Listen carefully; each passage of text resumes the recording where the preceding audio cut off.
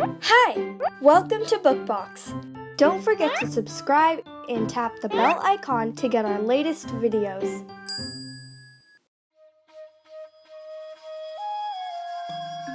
轻声细语的棕榈树，作者迪帕·冈瓦尼和蒂娜·苏查尼克。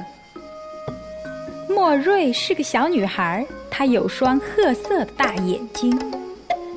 她和她的父母一起住在一片美丽的椰子树林里，靠近一湾蓝色的小湖。每天早上，莫瑞把一个大的空篮子顶在他的头上，走向湖边。他的妈妈跟随着，带着要洗的衣服，他的爸爸则提着一个大渔网。当他的妈妈在湖边石头上洗衣服的时候，他的爸爸便去捕鱼。他把渔网牵引到岸上以后，他们就把鱼收集在大篮子里。有时甲鱼会套在渔网上，但莫瑞总是迅速地去解救它。一个阳光明媚的上午，当莫瑞和爸爸在捕鱼时，他说：“我们现在若是捕这么多的鱼，总有一天鱼儿会被捕光的。”他的妈妈笑着把他送到了学校。在树荫下，莫瑞的妈妈心神不宁地睡着了。她梦见湖里一条鱼都没有了。同时，风在棕榈树叶上轻声细语着。水和土地总是在关心你的全家，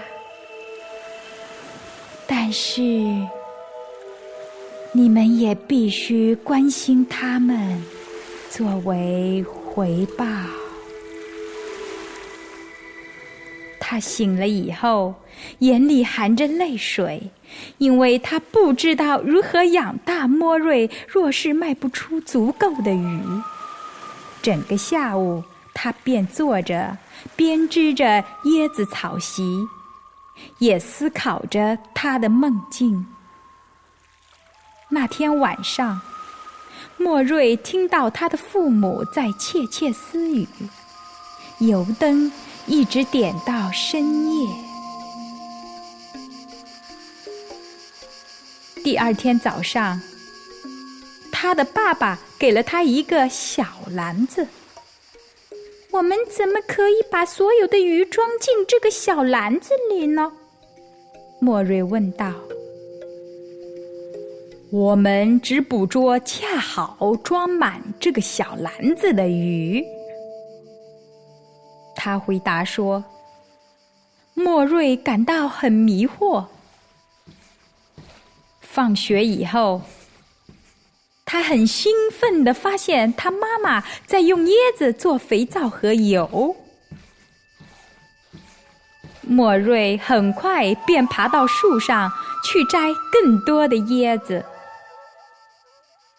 但他的妈妈提醒道：“不要去硬摘它们，我们必须只用椰树所赠送给我们的。”他的爸爸补充说：“我们只是用掉落的椰子来制造这些东西。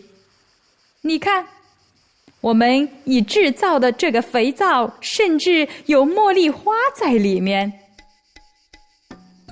从那天起，全家只是利用棕榈树叶做扫帚和用椰子纤维编织席子。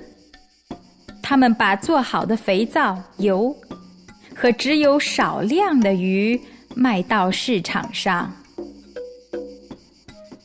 当莫瑞渐渐长大后，他喜欢在椰子外壳上雕刻甲鱼，而且总会戴一个在他的脖子上。